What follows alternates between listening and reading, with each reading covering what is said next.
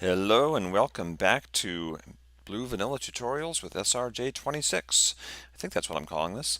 Anyways, I am here to show you some of the cool stuff that we've got going on in the Blue Vanilla mod, some of the 1.1 version updates. And the first thing I want to tell you is that I am here on our Wolf Den server, which is an awesome little server that a bunch of us from the Shaftlands and from another project have been playing on for months now. And I've been working on Blue Vanilla, so I haven't been in here a lot, but there's a lot of cool stuff in here. And the neatest thing is that if you look at my text, here it says Blue Vanilla assets provided from /NA. Well, you know what? I'm running Blue Vanilla and I'm on a non-Blue Vanilla server. So look at that. You can actually get on servers now without having to switch out your jar file. So that is huge. The other thing I want to show you is the biggest thing Dan has done. So let me go game mode 0, 0, 1, I can never remember. 1. And I'm going to fly over here. And this is, I'm just going to use this because I like it. This is my auto wheat farm, which is just a build. I could choose any build, but I'm going to choose this one. We have a way to take this monstrosity and turn it into a schematic file and then make it into a Blue Vanilla code structure. And I'm going to show you how. Step 1 is make sure you have Bucket or worldEdit or some way to make a schematic file.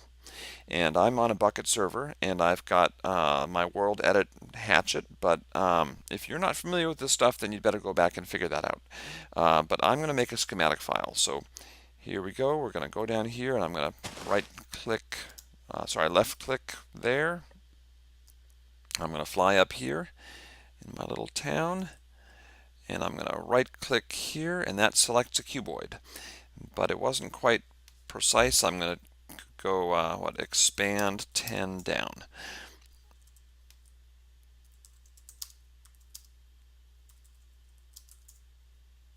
Why isn't it doing that? Expand 10 down. There we go. Okay, been a while. So I've expanded, and now that should have the entire automatic wheat farm selected. So now what we do is we do this. We do copy, and that copies it into my clipboard, and then we do save, and I'm going to call it auto wheat farm. And, oh, sorry, I did this earlier and I forgot. Schematic save auto wheat farm. And the auto wheat farm is saved. And that is step 1. Step 2, I'm going to talk you through. Well, actually, no, I'll show you. But step 2 is pretty simple. What you're going to do is you're going to go get that schematic file from your server or from wherever you have it placed. And let me just get out here now. Alright, the next step is that we're going to take our schematic file and we're going to put it on our hard drive somewhere that we can find the path again. And I'm going to put it on my top level in a schematics folder.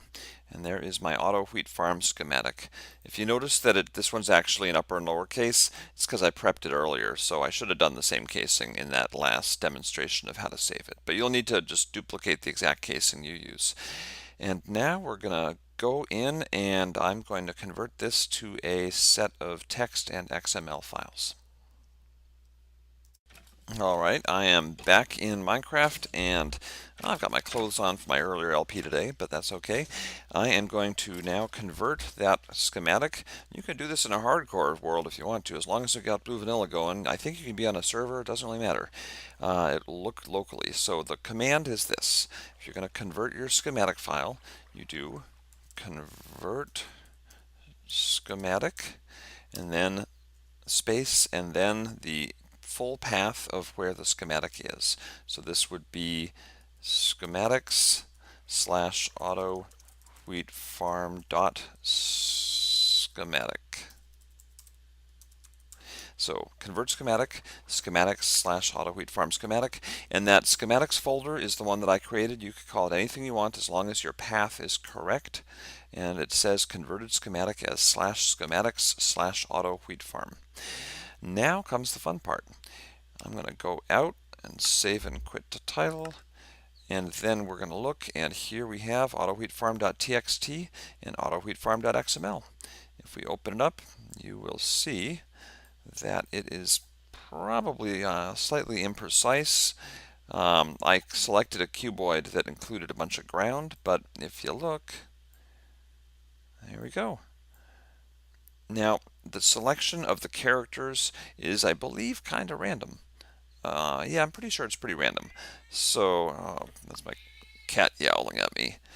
Um, so if you look here, you've got the squares and there's the stairs behind, and this should work. Unfortunately, this also means that in theory, you could actually go and grab schematics off of the internet.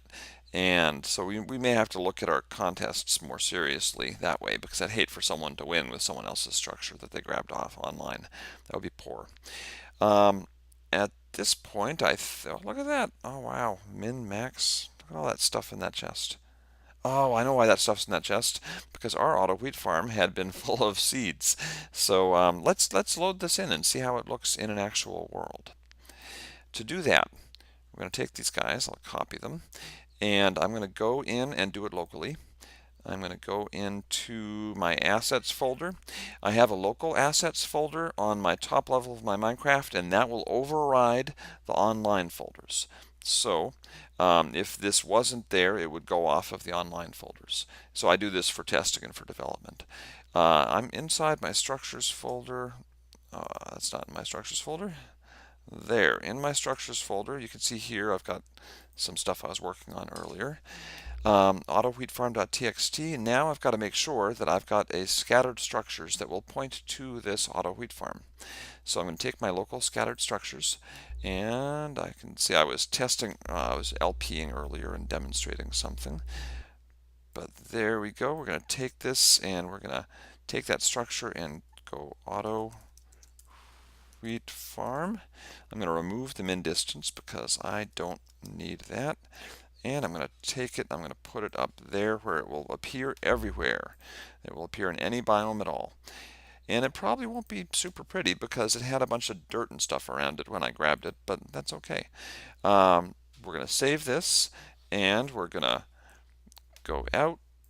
And now when I load up Minecraft, it should pull from this local assets folder. There we go. And if we make a new world, in theory, we will find that structure that we just saw.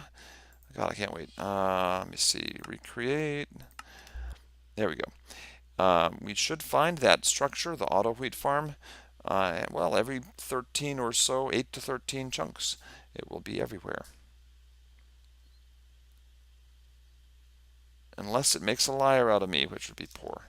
But it wouldn't do that. Okay, there we go. We are in. We are flying around. And pretty soon, I think I'll see a placement notification, which is good. Hey, placed structure now.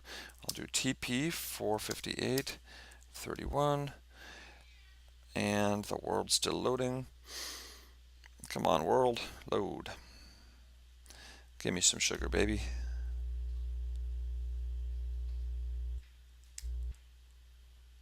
Haha. All right. So I extended downwards 10, which means that I grabbed a whole bunch of, well, junk down below. Obviously, you need fine-tuning. I would not put this in our world as is. And there are issues. For example, this block up here, the smooth stone, it's being put in as block 1 when we need to actually make it building stone so that it always spawns as smooth stone and doesn't occasionally show coal and dirt. So you won't be able to do this as a fail-safe without ever tweaking your files. You're going to have to go in and muck with it. What I really want to know, though, is the functionality still present? Can I get auto wheat farm love here? Press button to flush fields. Check that they are ready first. Go upstairs and replant the 2 fields if you use this. Looks like it is not functioning, but I don't know why. Let me see. It's because our dispensers do not have water in them. So, well, as I said, you've got to tweak. You've got to muck around and fix it so that it actually winds up giving you the structure you want. But now you know that you can take a file and you can use worldEdit or mcEdit, make a schematic file, convert it to txt XML, import it into your Blue Vanilla, and easily make large quantities of structures in a Blue Vanilla assets folder of your own. You can even make your own URL and start telling people that it's cooler than the ones we use for Blue Vanilla already. Anyways, that's it. Thank you for watching. Whoa, let me turn my view around here. Whoa, there we go.